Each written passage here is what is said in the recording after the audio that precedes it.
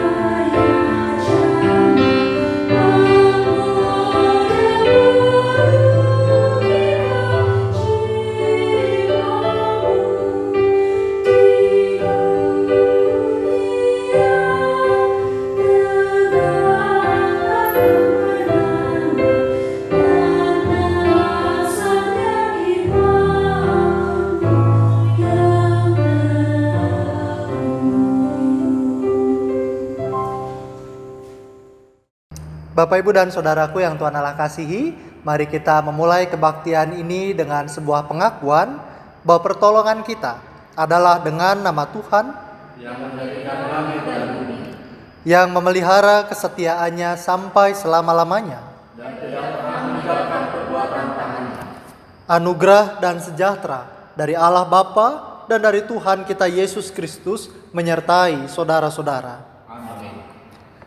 Bapak, Ibu, dan Saudara serta anak-anak yang Tuhan Allah kasihi, firman Tuhan yang membimbing kita dalam kebaktian pada saat ini didasarkan pada 2 Korintus pasalnya yang kedua, ayatnya yang ke-14 yang mengatakan demikian.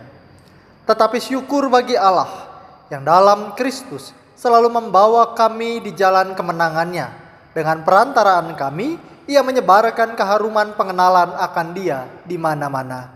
Amin.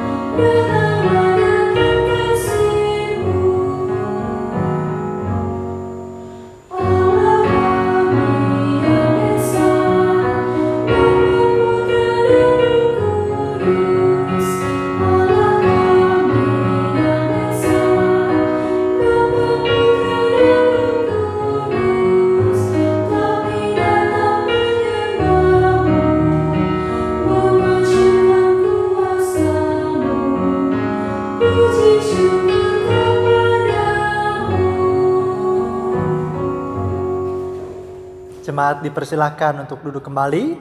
Dan pada saat ini mari kita menyampaikan rasa syukur kita melalui doa. Mari berdoa. Tuhan Yesus, terima kasih pada saat ini kami mendapatkan kesempatan untuk beribadah bersama dengan keluarga kami masing-masing di tempat kediaman kami. Pada saat ini Tuhan, kami juga bersyukur setelah kurang lebih 2 bulan lamanya kami bersama-sama menahan diri untuk keluar rumah, kami tetap diberikan kesabaran, diberikan semangat dan sukacita, dan Tuhan juga terus melimpahkan yang baik. Terima kasih juga Tuhan, secara global kami bersyukur jika sudah ada berbagai kabar di mana virus corona sudah mulai berkurang dampaknya, dan kami percaya seiring dengan waktu Tuhan, proses pemulihan dari corona ini Tuhan akan mulai berangsur-angsur baik. Dan kami bersyukur jika pada saat ini kami sebagai gerejamu masih tetap dipakai oleh Tuhan menjadi sarana untuk membawa kabar baik di tengah lingkungan kami masing-masing. Maka biarlah Tuhan ungkapan syukur ini membuat kami tetap menjalani hari-hari dengan penuh semangat dan optimisme. Terima kasih ya Tuhan. Inilah seru syukur kami. Dalam nama Yesus kami berdoa. Amin. Bapak, Ibu, dan Saudaraku yang Tuhan Allah kasihi, kini mari kita bersama-sama menyambut hukum Allah sebagaimana dituliskan dalam Matius pasal 22 ayatnya yang ke-37 sampai 40, di mana firman Tuhan mengatakan kepada kita demikian. Jawab Yesus kepadanya, "Kasihilah Tuhan Allahmu dengan segenap hatimu dan dengan segenap jiwamu dan dengan segenap akal budimu." Itulah hukum yang terutama dan yang pertama. Dan hukum yang kedua yang sama dengan itu ialah, kasihilah sesamamu manusia seperti dirimu sendiri. Pada kedua hukum inilah tergantung seluruh hukum Taurat dan kitab para nabi. Amin.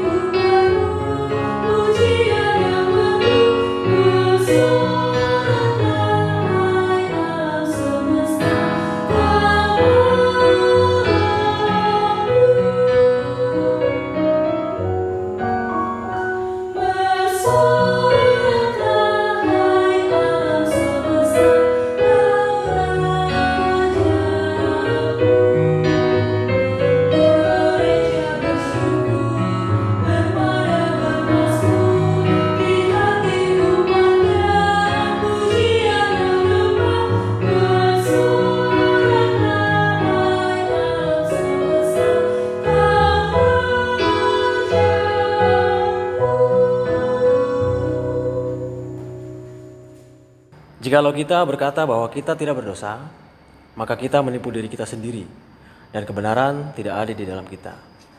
Jika kita mengakui dosa kita, maka Ia adalah setia dan adil, sehingga Ia akan mengampuni segala dosa kita dan menyucikan kita dari segala kejahatan. Jika kita berkata bahwa kita tidak ada berbuat dosa, maka kita membuat Dia menjadi pendusta, dan firman-Nya tidak ada di dalam kita. 1 Yohanes 1 ayat 8 sampai 10.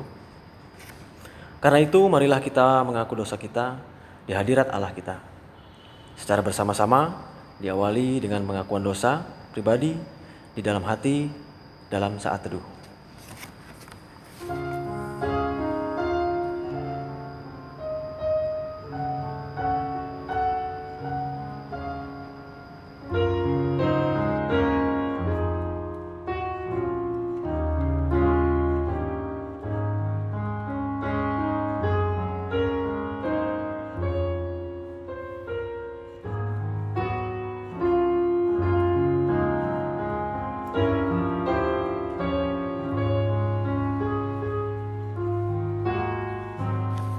Mari kita berdoa demikian.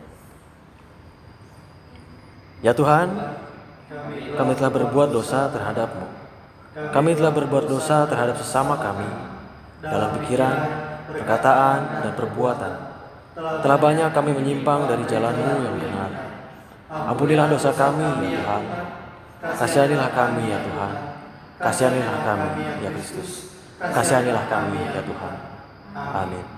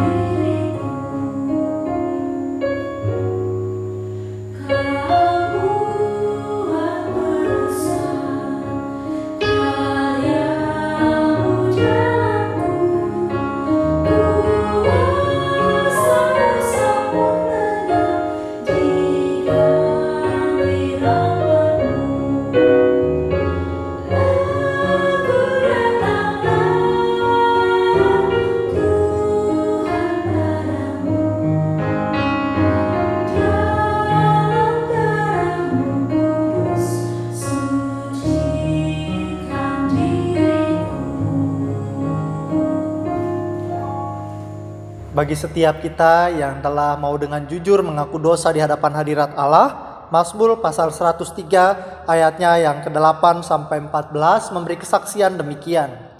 Tuhan adalah penyayang dan pengasih, panjang sabar dan berlimpah kasih setia.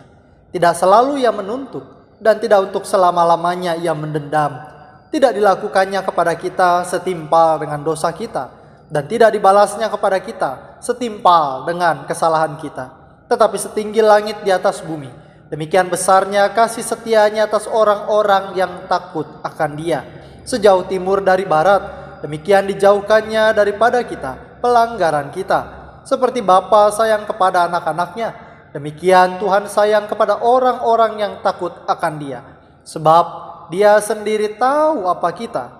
Dia ingat bahwa kita ini debu. Maka dalam nama Allah Bapa dan Anak dan Roh Kudus, kami beritakan kepada saudara-saudara yang dengan tulus ikhlas mengaku dosa di hadapan hadirat Allah, serta yang mencari keselamatan hanya di dalam Yesus Kristus, bahwa Allah mengampuni dosa setiap kita. Amin.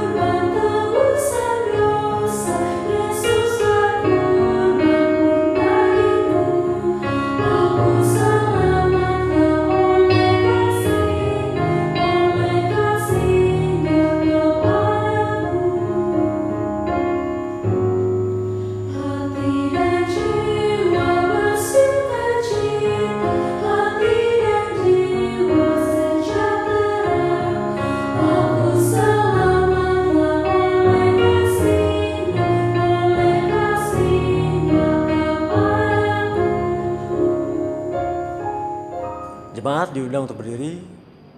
Kita membacakan Mazmur secara bersaut-sautan. Mazmur pasal 8. Ya Tuhan, Tuhan kami, Betapa mulianya namamu di seluruh bumi, keagunganmu yang mengatasi langit dinyanyikan. dari mulut bayi-bayi dan anak-anak yang menyusu, Telah kau letakkan dasar kekuatan karena lawan, untuk membungkamkan musuh dan pendendam. jika aku melihat langitmu, buatan jarimu, Bulan dan bintang-bintang yang kau tempatkan. apakah manusia sehingga engkau mengingatnya? Apakah anak manusia sehingga engkau mengindahkannya? Namun engkau telah membuatnya hampir sama seperti Allah. Dan telah memahkotainya dengan kemuliaan dan hormat. Engkau membuat dia berkuasa atas buatan tanganmu. Segala-galanya telah kau letakkan di bawah kakinya. Kambing domba dan lembu sapi sekalian, Juga binatang-binatang di padang, burung-burung di udara dan ikan-ikan di laut. dan apa yang melintasi arus lautan. Ya Tuhan, Tuhan kami, Betapa mulianya namamu di seluruh bumi.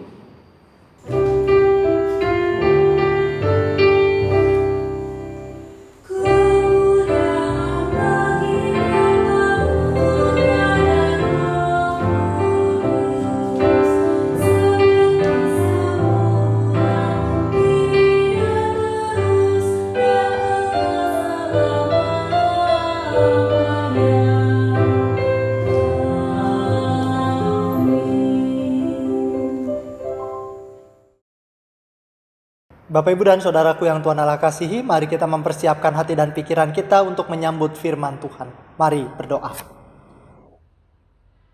Tuhan Yesus, ketika kami meyakini bahwa Roh Allah diberikan dalam kehidupan kami ingin hidup seturut dengan kehendak-Mu.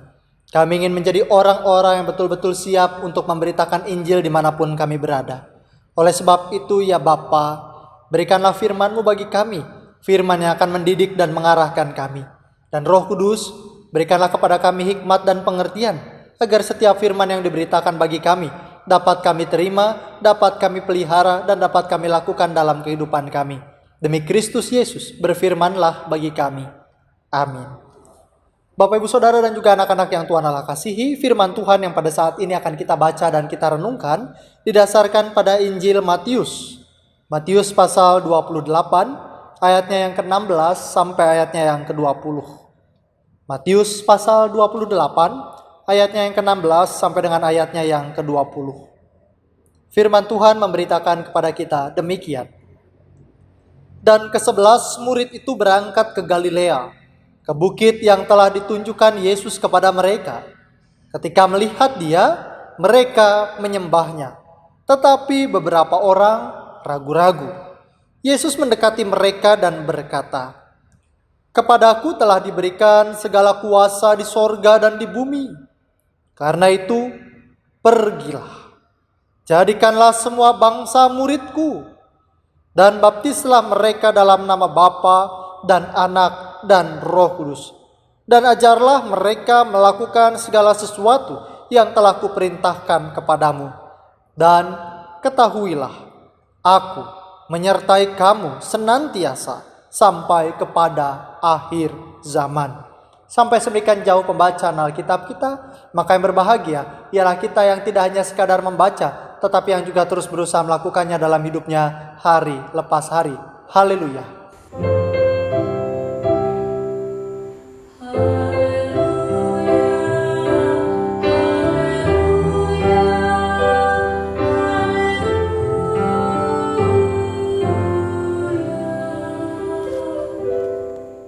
Bapak, Ibu, dan Saudara, serta anak-anak yang Tuhan Allah kasihi, minggu lalu kita sudah merayakan Hari Pencurahan Roh Kudus atau Hari Pentakosta. Dan kita percaya di Hari Pentakosta itu berarti juga menjadi hari lahirnya gereja. Dan pada saat ini kita memaknai bagaimana tugas kita sebagai gereja. Gereja ditugaskan menjadi pekabar Injil, pembawa kabar baik di lingkungan sekitar kita. Nah, Bapak, Ibu, dan Saudara serta anak-anak, di Twitter saya pernah membaca tulisan seorang dokter atau tweet seorang dokter. Dia mengatakan begini, manusia itu makhluk emosional, jarang rasional. Kita nggak tahu kebenarannya seperti apa ya, tapi quotes-nya menarik, kutipan ini menarik. Manusia itu makhluk emosional, jarang rasional. Contoh, orang tahu kok kalau misalkan dia makan gorengan terlalu banyak, dia akan bertambah angka kolesterolnya, dia akan punya potensi, punya penyakit ini dan itu. Tapi apakah itu membuat orang berhenti makan gorengan? Enggak. Orang tahu seharusnya dia tiap hari melakukan aktivitas fisik, olahraga, atau paling tidak ada gerakan-gerakan ringan yang dilakukan supaya tubuhnya sehat dan bugar. Tapi apakah itu membuat seseorang menjadi rajin berolahraga? Tidak.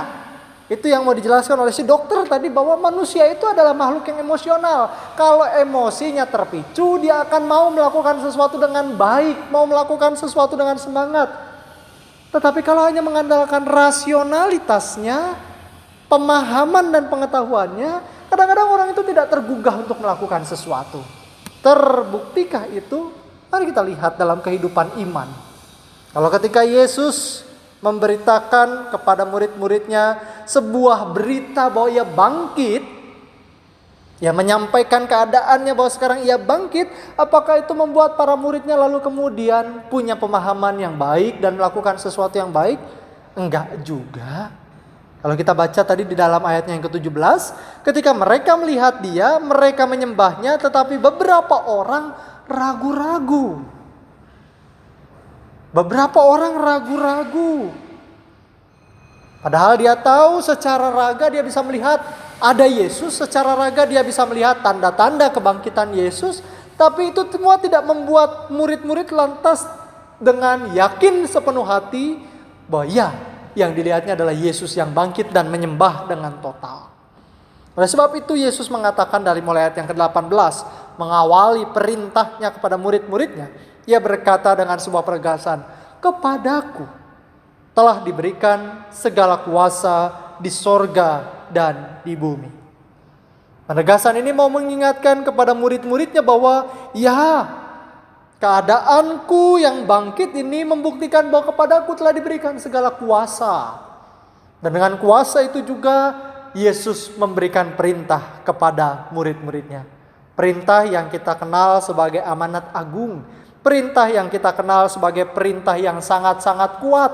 Karena perintah ini mengajarkan agar murid-murid itu pergi, jadikan semua bangsa muridku dan baptiskan mereka dalam nama Allah Bapa, Anak, dan Roh Kudus. Dan ajarlah mereka melakukan segala sesuatu yang kuperintahkan kepadamu. Balik lagi dengan kutipan yang tadi saya sampaikan di awal, tweet seorang dokter. Manusia itu makhluk emosional, jarang rasional. Bagian amanat agung ini saya percaya kita semua tahu. Bahkan mungkin ini menjadi sebuah ayat hafalan. Ayat yang populer. Ayat yang kita sudah tahu betul apa isinya. Bahwa kita dipanggil untuk pergi. Menjadikan semua bangsa murid Kristus. Membaptiskan mereka di dalam nama Allah Bapa, Anak, dan Roh Kudus. Dan mengajar mereka untuk melakukan segala sesuatu yang telah diperintahkan oleh Tuhan. Tapi apakah itu lalu kemudian membuat kita bergegas melakukan itu? Apakah pengetahuan kita, rasionalitas kita tentang firman ini telah mendorong kita, membuat kita bersemangat melakukan ini semua? Harus diakui, belum. Harus diakui, tidak dengan maksimal kita melakukan ini. Kadang-kadang kita baru sibuk membangun mesbah keluarga. Kita baru sibuk mengajarkan firman Tuhan kepada anak-anak. Setelah secara emosi kita terpancing dengan pengalaman-pengalaman yang buruk. Kalau nunggu nyampe ada anggota keluarga yang pindah agama, baru kita, kenapa ini begini? Kenapa kita nggak dari dulu? Baru mulai sibuk bikin mesbah keluarga. Baru mulai sibuk orang tua mengajar anak-anaknya firman Tuhan. Kalau belum ada pengalaman tertentu yang menggoyahkan emosi kita, kita santai, kita biasa. Kita tidak membuat sebuah perubahan dalam hidup. Nyantai-nyantai aja lah. Kalau belum ada satu pengalaman yang membuat kita harus mengalami perubahan dalam pengajaran, enggak dulu deh, orang biasa-biasa aja. Ketika belum ada sebuah pengalaman yang membuat emosi kita tergugah, kadang-kadang kita memang belum mau melakukan segala sesuatunya dengan maksimal. Potensi itu belum ada, potensi itu belum keluar. Maka tweet seorang dokter tadi mau mengingatkan kita, apakah pengetahuan kita tentang amanat agung ini telah membuat kita melakukan apa yang menjadi perintah Tuhan. Perintah Tuhan dalam amanat agung ini adalah sebuah kesatuan. Satu kesatuan yang tidak bisa dipisah-pisahkan. Kita tidak bisa hanya sibuk membawa anak-anak kita dibaptis, tetapi kita tidak mau mengajar, tidak mau mendidik, tidak mau memperkenalkan Tuhan dengan setiap sikap hidup kita. Nggak bisa. Kita tidak bisa hanya mengajar tanpa membawa anggota keluarga kita atau anak-anak kita untuk dibaptis. Tidak bisa. Satu paket. Dan satu paket ini mau mengingatkan kita tidak perlu nunggu emosi kita digugah dulu. Tidak perlu menunggu dulu ada pengalaman-pengalaman yang tidak enak dulu baru kita mau bergerak melakukan ini. Seharusnya ketika kesadaran kita, kesadaran yang berarti seluruh keutuhan tubuh kita, baik pikiran, hati, dan keberadaan diri kita mengerti tentang amanat agung ini, kita dipanggil untuk mulai bergerak sekarang. Gereja belakangan ini lagi sibuk mikirin tentang kebaktian online. Gereja lagi sibuk bikin model-model program yang serba virtual, serba digital, dan lain sebagainya. Lalu kemudian kita mulai bertanya-tanya, ini gimana, ini kenapa begini, ini gimana caranya ini. Tetapi balik lagi, semua itu mungkin menjadi sesuatu yang memancing emosi kita untuk melakukan A, B, C, dan seterusnya. Tetapi apakah semua itu mendorong kita untuk mau melakukan amanat agung ini lebih baik lagi? Jangan sampai emosi kita yang sudah tergugah itu karena kondisi pandemi ini hanya menyentuh lapisan luar dari tugas-tugas pelayanan kita. Yang penting ada kebaktiannya. Perkara kebaktiannya mau jadi apa, terserah. Yang penting ada programnya. Apakah program ini punya tujuan yang baik dan lain sebagainya, terserah. Kalau kayak gitu, apa gunanya? Teknologi adalah jalan. Hal-hal yang sifatnya virtual hanyalah sarana. Tetapi esensi dari semua yang kita lakukan seharusnya balik lagi kepada amanat agung ini. Apakah segala sesuatu yang kita lakukan adalah bagian dari perjuangan kita menjadikan semua bangsa sebagai murid Kristus? Sudahkah kita sebagai gereja dengan serius melakukan upaya-upaya pemuridan? Apakah kita sebagai gereja yang telah menerima anugerah Roh Kudus dalam hidup kita telah betul-betul dan sungguh-sungguh mau menjadikan orang-orang di sekitar kita sebagai murid Kristus? Ini bukan dalam artian yang sangat sempit dengan kata mengkristenkan identitas. Ini bukan hanya dalam satu kata yang sangat sempit membuat orang-orang di sekitar kita beragama Kristen, enggak. Tapi bagaimana membuat orang-orang di sekitar kita menjadi murid-murid Kristus yang lalu kemudian mereplikasi tindakan sang guru dalam kehidupannya. Kalau sang guru memberikan teladan mengampuni musuh, bisakah kita menjadikan orang-orang di sekitar kita sebagai murid-murid Kristus yang mereplikasi tindakan sang guru? Sehingga murid-murid Kristus yang ada di sekitar kita, termasuk kita juga, mampu mengampuni orang-orang yang telah melakukan kesalahan bagi kita. Kalau Yesus mengajarkan kita untuk tetap berserah total dalam ketenangan, apakah itu juga yang telah kita sebarkan? Itu juga yang telah kita ajarkan? Itu juga yang telah kita beritakan kepada orang-orang di sekitar kita? Memuridkan bukan sekedar membuat orang beridentitas agama Kristen, tetapi memuridkan adalah membuat orang-orang di sekitar kita melakukan persis atau melakukan apa yang pernah diajarkan oleh sang guru. Pergi memuridkan, membuat mereka menjadi disiplin, membuat orang-orang itu kemudian punya kedisiplinan yang baik sebagai murid Kristus. Memuridkan bukan cuma sekedar membuat mereka paham ajarannya Yesus, tetapi mereka menjadi orang-orang yang disiplin melakukan kehendak Kristus. Jadi murid Kristus yang sejati adalah murid yang pasti disiplin. Jadi kalau masih jadi murid Kristus yang kalau lagi ke bawah suasana saya berdoa, kalau lagi ke bawah suasana saya melayani, kalau suasana hati saya lagi bagus saya mau melakukan ini itu, kalau moodnya lagi enak mau ngerjain ini mau ngerjain itu, tapi kalau enggak deh. Belum menjadi cerminan murid Kristus. Murid Kristus yang sejati adalah murid yang memiliki kedisiplinan yang kuat dalam melakukan kehendaknya. Dan tugas kita adalah membuat semua bangsa disiplin dalam melakukan apa yang menjadi kehendak Tuhan. Termasuk pasti kita. Kalau kita diutus untuk memuridkan bukan berarti kita menjadi orang yang sekedar membawa mereka disiplin tapi kita enggak. Ya kita juga harus disiplin. Ya, jadi sederhananya kalau sekarang aja ikut kebaktiannya, lagi malas kebaktian, enggak dulu. Lagi malas berdoa, ntar dulu. Belum memiliki kedisiplinan. Ya gimana mau disebut sebagai murid Kristus? Ya. Murid Kristus yang sejati memiliki kedisiplinan. Tidak harus menunggu emosi kita tergugah atau enggak, tapi murid Kristus yang sejati melakukan semua kehendak Kristus karena kita tahu kita memang seharusnya melakukan itu. Dan tugas berikutnya bagi kita adalah bagaimana kita membaptiskan mereka di dalam namalah Bapa, Anak, dan Roh Kudus. Baptis bukan semata-mata tentang teknis, orang dibawa ke depan, lalu kemudian seorang pendeta entah itu menyelamkan atau kemudian memercikkan air kepadanya. Enggak sesimpel itu. Itu hanya bahasa simbol, itu hanya bahasa teknis. Tapi lebih dari sekedar menggunakan teknis-teknis air diselamkan atau dipercikkan, tugas kita adalah membuat orang-orang di sekitar kita dibaptiskan. Baptise atau diselamkan.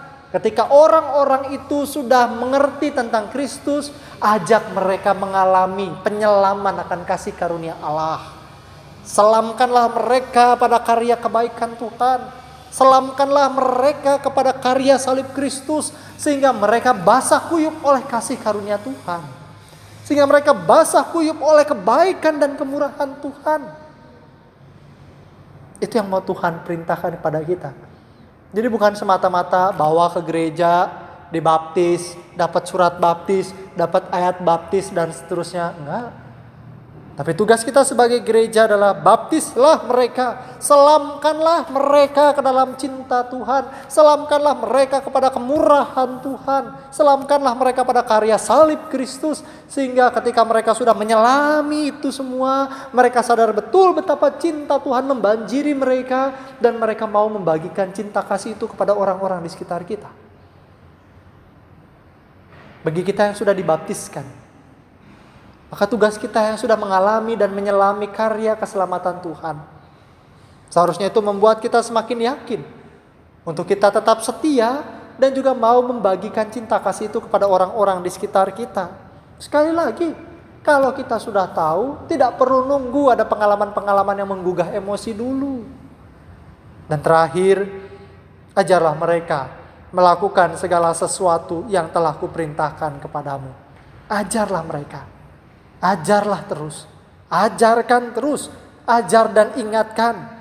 Karena ketika kita bicara tentang pengajaran bukan hanya tentang satu kali ikut sesi, satu kali ikut pertemuan lalu selesai. Pengajaran kita adalah pengajaran yang harusnya dilakukan secara berulang-ulang, terus menerus, tidak pernah bosan. Karena dalam hal iman, dalam hal moral, kita tidak pernah tahu keadaan-keadaan yang mungkin membuat kita terjatuh. Semua itu mengajak kita untuk ayo jangan pernah jemu-jemu melakukan pengajaran bagi orang-orang di sekitar kita. Tuhan tahu manusia adalah makhluk emosional, jarang rasional. Oleh sebab itu ketika Ia mengutus murid-muridnya untuk melakukan tugas-tugas perutusan ini, Yesus memberikan penguatan emosional bagi murid-muridnya. Yesus memberikan perhatian secara khusus dan janji. Sehingga ketika murid-murid itu tahu apa yang harus mereka lakukan, mereka juga punya sentuhan emosional yang membuat mereka tetap bersemangat. Yesus katakan, ketahuilah, aku menyertai kamu senantiasa sampai kepada akhir zaman. Bapak Ibu Saudara-saudara yang Tuhan Allah kasihi, kita tahu apa yang harus kita lakukan. Kita tahu apa yang menjadi tugas kita sebagai gereja saat ini. Kalau kita sudah tahu, PR kita adalah mulailah melakukan. Jangan biarkan pengetahuan kita tentang amanat agung ini hanya menjadi pengetahuan yang kita simpan di kepala kita. Jangan biarkan pengetahuan kita tentang firman Tuhan hanya menjadi sebuah wawasan yang tidak berdampak apa-apa pada keseharian kita. Kita tahu, maka ketika kita tahu, mari berbuat sebagaimana yang telah kita tahu. Kita tahu, oleh sebab itu biarlah pengetahuan itu mengubah hidup keseharian kita dari apa yang kita tahu. Kita tahu bahwa kita memang makhluk yang emosional. Oleh sebab itu ingatlah pengalaman kita ini, bahwa Tuhan menyertai kita dari saat ini sampai kepada akhir zaman. Tuhan akan menjadi bagian dari pengalaman keseharian kita. Tuhan akan hadir dalam setiap hari. Tuhan akan hadir dalam pengalaman-pengalaman yang terjadi dalam hidup kita. Maka biarlah pengalaman-pengalaman berjalan bersama dengan Allah. Itu juga yang akan terus memberikan semangat secara emosional bagi kita. Sehingga kita akan terus melakukan segala sesuatu seperti yang telah kita tahu tentang Dia. Maka selamat menjadi pekabar-pekabar Injil Kristus. Selamat memberitakan Injil Kristus dimanapun kita berada. Tuhan memberkati. Amin.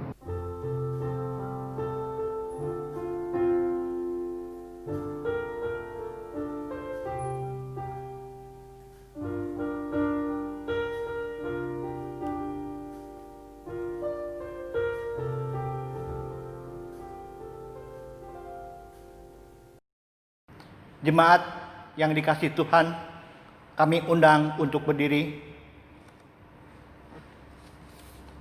Marilah kita mengucapkan pengakuan kepercayaan kita bersama dengan gereja dari segala abad dan tempat.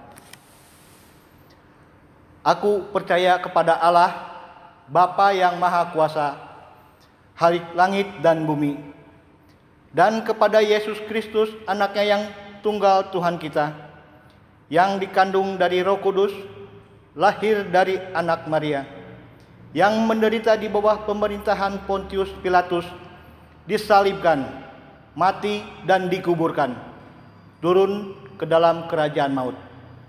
Pada hari yang ketiga, bangkit pula daripada orang yang mati, naik ke surga, duduk di sebelah kanan Allah Bapa yang Maha Kuasa, dan akan datang dari sana untuk menghakimi orang hidup dan yang mati. Aku percaya kepada Roh Kudus, gereja yang kudus dan am, persekutuan orang kudus, pengampunan dosa, kebangkitan daging, dan hidup yang kekal. Amin. Jemaat dipersilahkan duduk kembali. Marilah kita mempersiapkan untuk persembahan. Nats persembahan terambil dari 1 Tarawih 16 ayat yang ke-29, demikian bunyinya.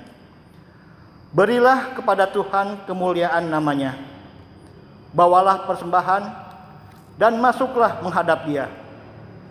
Sujudlah menyembah kepada Tuhan dengan berhias kekudusan. Kita sambut dengan PKJ 146. Bawa persembahanmu.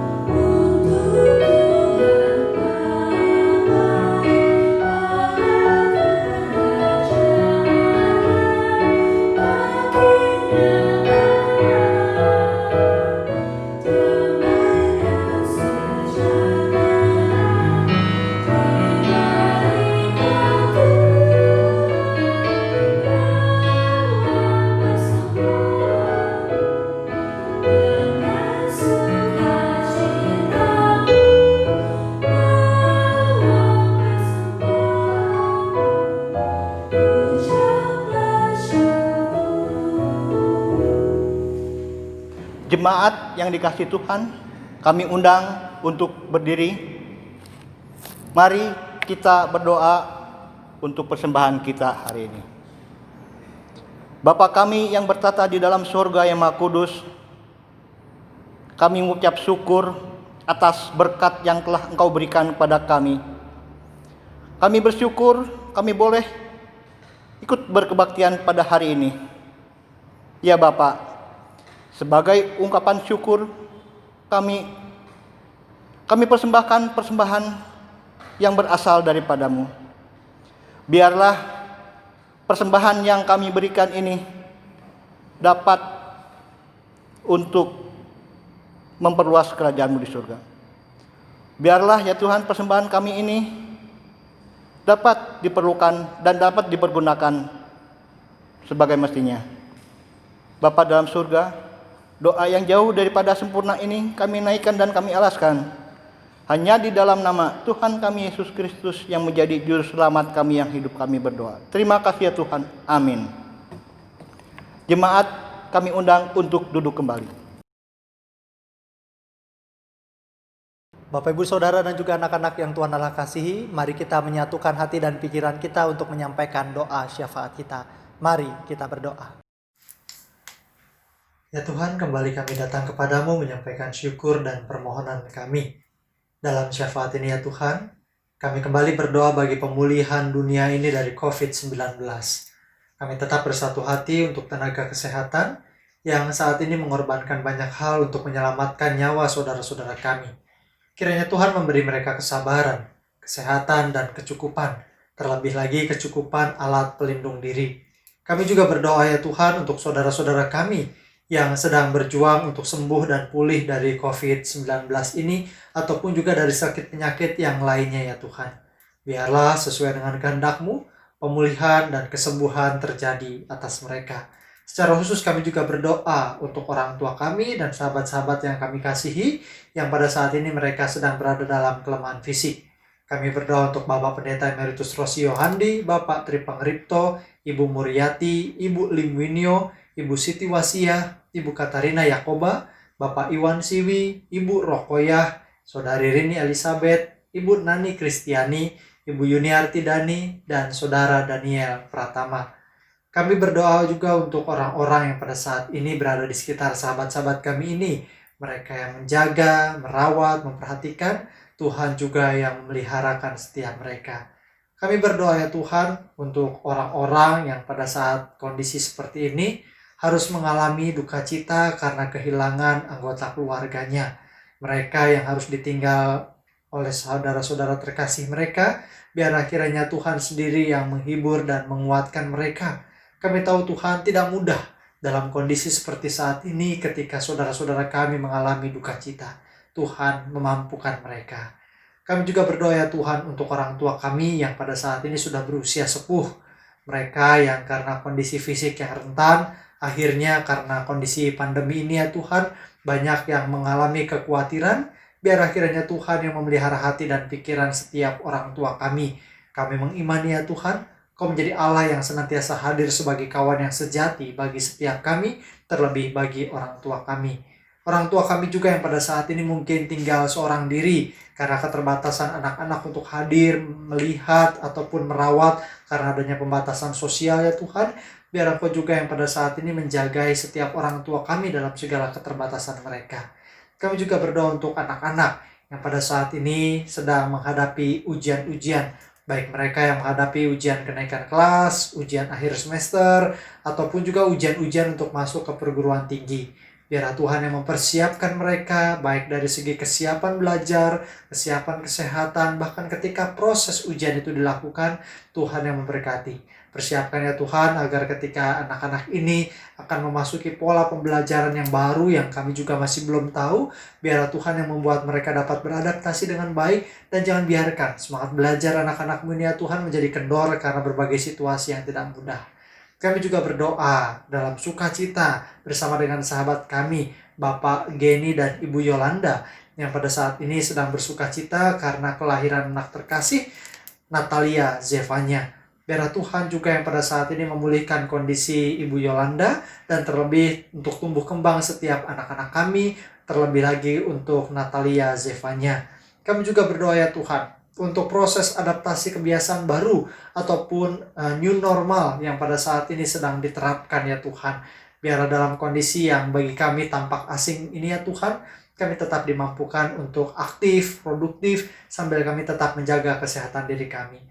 Berkati pemerintah yang pada saat ini sedang bergumul mengambil kebijakan-kebijakan, terlebih dalam kebijakan-kebijakan yang tidak mudah karena setiap kebijakan kami tahu Tuhan ada resikonya. Biarlah pemerintah diberikan hikmat Tuhan agar setiap kebijakan yang diambil sekalipun itu tidak mudah menjadi kebijakan yang terbaik. Kami juga berdoa ya Tuhan untuk saudara-saudara kami yang saat ini sedang berjuang mencari pekerjaan ataupun sedang memulai sebuah usaha, atau yang pada saat ini sedang mengalami situasi yang pasang surut karena pekerjaannya tidak seperti sebelum-sebelumnya.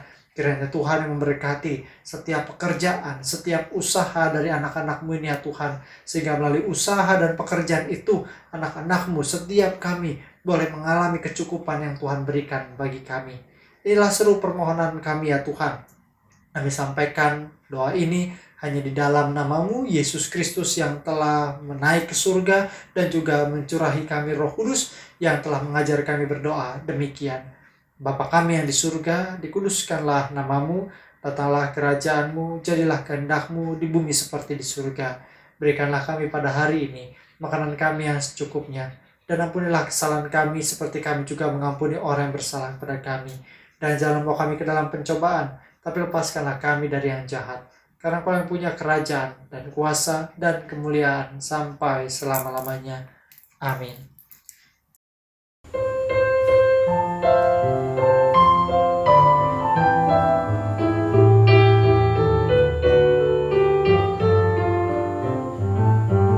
Mari sebarkan Injil ke seluruh dunia.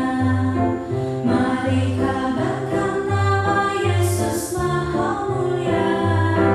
Besar kasih-Nya bagiku dan bagi kita semua. Dia mati bagi umat manusia. Mari sebarkan, hai mari wartakan keselamatan oleh Tuhan yang terberi. Teruskan serta beritakan rahmat ilahi dalam Yesus diberi. Bukalah hatimu, mari terima Dia. Buanglah congkakmu dan tetaplah percaya. Tegaplah Yesus dan mengakhiri hidupmu berseni. Segala puji bagi Tuhan diberi. Mari sebarkan, hai mari wartakan keselamatan oleh Tuhan yang terberi. Teruskan serta beritakan rahmat ilahi dalam Yesus diberi. Bapak, Ibu, dan Saudara serta anak-anakku yang Tuhan Allah kasihi, Tuhan memberi kuasa kepada kita semua untuk kita mampu menjadi pengajar, pemberita Injil, dan juga menjadi orang-orang yang membawa lingkungan di sekitar kita, orang-orang di sekitar kita untuk diselamkan dalam karya keselamatan Allah. Dan kita meyakini sebagai pekabar Injilnya, kita pulang dalam berkat Tuhan. Kasih karunia Tuhan Yesus Kristus dan kasih Allah dan persekutuan Roh Kudus menyertai saudara-saudara. Amin.